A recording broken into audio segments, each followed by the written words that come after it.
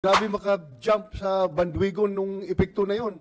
Yes, sir. Talagang all out sila. So dapat tayo rin, sumagot rin tayo para parang lumalabas na para bang inaamin na lang natin na totoo yung sasabi nila. Kahirapan.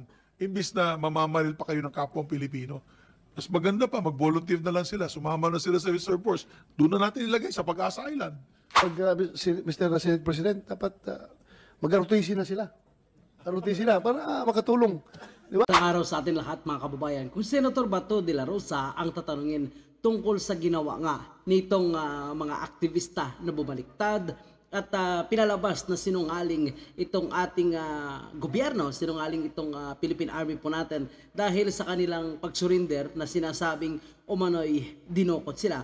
Dapat umano ay hindi tayo papatinag. At sasagutin natin ito kung gaano sila kaingay, dapat ganoon din ang gagawin umano ng ating Department of National Defense sa pamumuno nga ni Secretary Gibo Teodoro. At kung gusto nila talaga, ay dapat mag-ROTC na lang sila umano, mga kababayan po natin. At kung si Senator Zubiri naman, ay dapat tulungan na lang nila ang ating gobyerno, hindi yung kapwa Pilipino po natin umano, yung kanilang binabarel. At kung mayroon man umano na insurgents free na isang barangay, hindi dapat umano inaanunsyo dahil ang ginagawa nga na makakaliwang grupo pag alam nila na wala na at malinis na itong isang barangay ay dinadayo nila at gumagawa ng gulo para sabihin na hindi successful at nagsinungaling itong ating Armed Forces of the Philippines. So ganun umano ang strategiya mga kababayan po natin ng makakaliwang grupo. Kaya nga naman sabi ni Secretary Gibo Teodoro ay handa na sila kasuhan itong dalawang bata umano dahil sa kanilang pagsinungaling at pinalabas nga na umano'y dinukot sila ng ating Armed Forces of the Philippines. Natin doon sa dalawang environmentalist na estapa kayo. Meron ba tayong update dyan? Naisahan kayo doon? May case preparation po ngayon, multi-interagency case preparation for filing of perjury charges po sa kanila. Nire-review lang po ang mga sworn statements ng mga testigo upang sa ganon mapapagil sa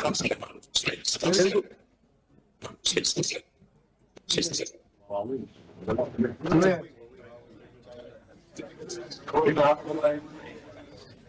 Yes, very good. We should do that. We should do that. I am encouraging you. Kasi grabe yung mga makakaliwa, grabe maka-jump sa bandwagon nung epekto na yon. Yes, sir. Talagang all out sila. So dapat tayo rin, sumagot rin tayo para parang lumalabas na para bang inaamin na lang natin na totoo yung sasabi nila. Hindi po, Mr. Senator, talagang sigurado po ako sa ebidensya dito. Kaya Yung kasi, ang problema yung share ng information, dapat lakasan natin para Opo. instead na tayong napapahiya, sila dapat mapapahiya dahil talagang nakakahiya yung ginagawa nila. Opo. Di ba? Drama po nila ito. Yung drama, oh. Opo. So, lessons learned, General Browner. Ingat, ingat mag-entertain ng mga kalaban dahil bigla kayong saksakin sa likuran yan. Di ba? Yes, sir. That should be, masyado tayong mabait, masyado tayong gentleman. Alam natin yan. Masyado tayong mapagbigay. And to the point na yun pala, is nilalaso na pala tayo sa sarili nating tubig. Di ba? Ingat tayo dyan. Thank you for that, sir, for that update. Mr. Chairman? Yes, go ahead, sir. And dapat tulungan din natin siguro sila sa pagbigay ng pondo. Tuloy natin pagbigay ng pondo sa NTF-ELCAC. Lalo na sa mga barangay projects. Kasi yan ang talagang winning hearts and minds. And it's been successful sa amin sa Bukidnon, very successful. Many other provinces are very successful. Because yan ang kailangan din ng ating mga sundalo. Na pag pumunta po sila sa mga inter-barangay meetings, at least natutuwa na yung mga tauhan doon, ang mga kababayan natin doon, na sila na mismo nagre-report pag may mga armadong dumadating sa kanilang mga barangay. What used to be identified before as sympathizers, now we had changed their mindset to support the AFP and our government, no? Na support the Philippine government. So tulungan natin sila din doon on that front, Your Honors. Because I'm worried na we might slip. Maganda yung the last few years, maganda na yung ating, how do you say, balik gobyerno program, di ba? Bumabalik na sila sa atin. Ay naman natin girahin yung mga kababayan natin. There's one thing I hate is that we see internal security threats na nagpapatayan yung kapwa Pilipino. May kalaban na nga tayo, hinaharas tayo araw-araw na taga ibang bansa sa norte. Let's focus our efforts on being able to win the hearts and minds to get everybody 100% support under our government and our flag and country.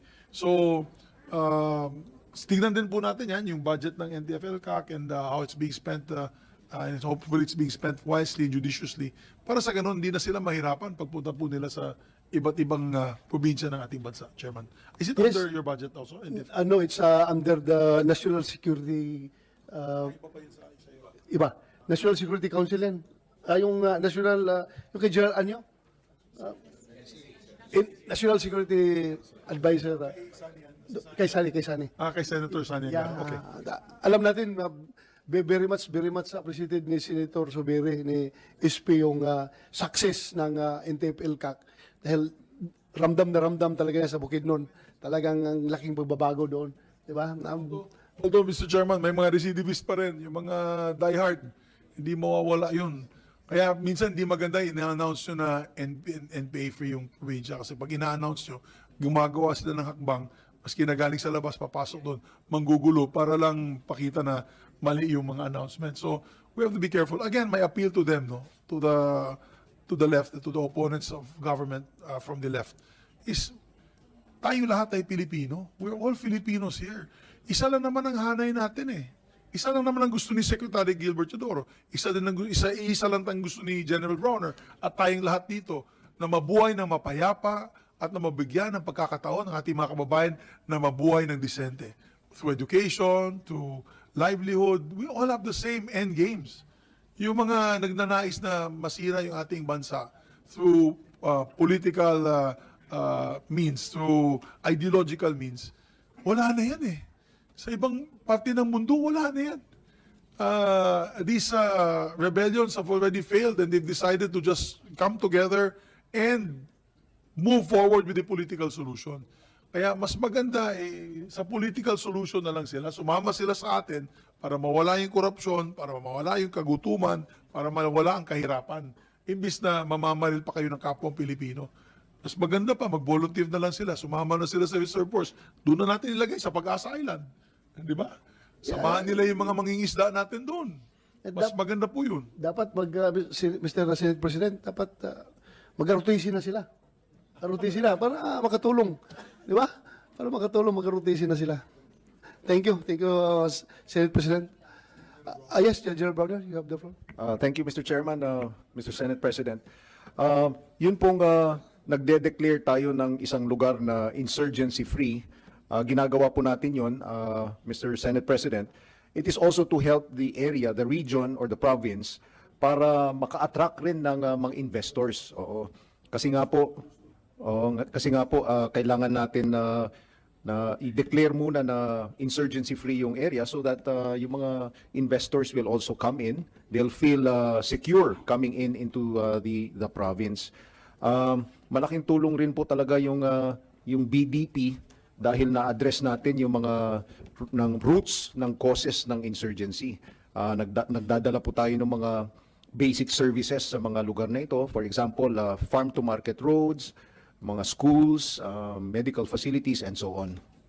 Yung nangyayari nga po, totoo po yun, Mr. Senate President, that once we declare an area insurgency-free, ang ginagawa ng kaliwa is that from the outside, nag-i-infiltrate sila. One recent incident was in Quezon. No? Pumasok po yung mga taga Bicol region ng mga NPA, inatake nila yung isang detachment natin. They killed 5 of our KAFGU. So, napakalungkot po yun dun sa Tagkawayan, Quezon nangyari. Dun po sa boundary mismo. And pati, ganyan rin po yung nangyari sa iba. For example, in Bohol, yung recent na encounter where 6 NPAs were killed, hindi po taga Bohol yung mga yon. May isa o dalawa lang ang taga Bohol, but the rest were from outside. So ganun po yung Davao ginagawa. yung isa. Taga Davao po. Yes. Militante pa, hindi daw siya NPA, pero militante lang daw siya. Pero armado na pala pagdating sa Bohol. Yes, Mr. Chairman. Yung isa IP leader pa. Yes, Mr. Chairman. At balikan ko lang po, Mr. Chairman, yung dalawa na nag-surrender sa atin, itong dalawang babae na bumaliktad nga. we applied everything that nandun po sa ating SOP. Kapag merong nagsusurrender, in fact, ang ginawa po natin, medical examination pa natin. The first hour na kup-kup po natin or nadala po sa ating custody yung dalawa when they surrendered, first hour, nagtawag na po tayo ng doctor to do a physical examination on them. Kaya yung sinasabi po nila na ginapos sila at may mga ibang allegations pa of torture, hindi po talaga totoo yun, Mr. Chair. Well, everything that they said were properly debunked by Pau, si Acosta, Attorney Acosta o Pau. Ang ganda ng pagka-explain niya doon. So, wala talaga. Sirang-sira sila doon. Huwag kayo mag-alala.